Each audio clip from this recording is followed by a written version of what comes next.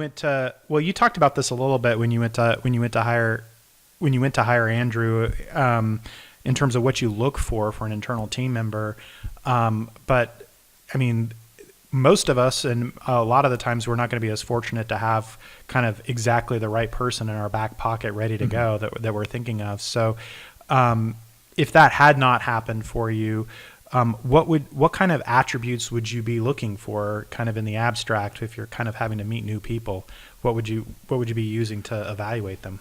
Well, I typically look at, because again, it's really interesting, because if you actually, it's kind of funny, but humans like to idealize things a lot, so we don't actually look at the objective reality. But the truth is, when it comes down, as long as people are being honest, when you can get 80% of what you need from someone's background experience, just looking at their resume.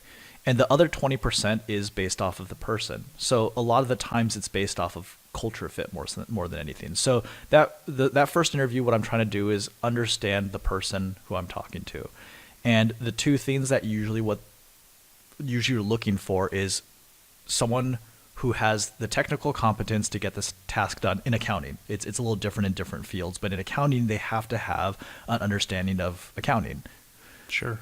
But after that, it's trustworthiness. Are they trustworthy? And if they're trustworthy and they're honest, then I know that they can do a good job, because then they're the type of people who I can trust to get a task done. And if they need to come to me, they will come to me.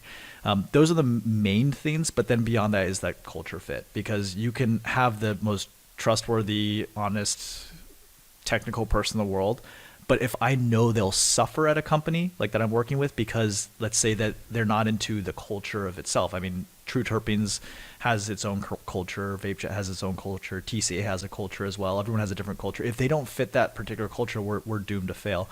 And I tried to do this when I talked to them with radical candor and transparency. I let people know what they're getting themselves into. I open up about my entire life myself. I'll answer any question 100% honest and open with people, so that they feel that they can be honest with me too. Because what I say is that a lot of the times the first interview is like a first date. The problem with the first date is you will just say whatever it takes to get that second date or beyond, right? And that's what I don't want. What I don't want is someone just like, kind of like putting up a front to show that they're better than they are. I'd rather just get the full truth. This is exactly who I am. This is what I can do. This is this is it.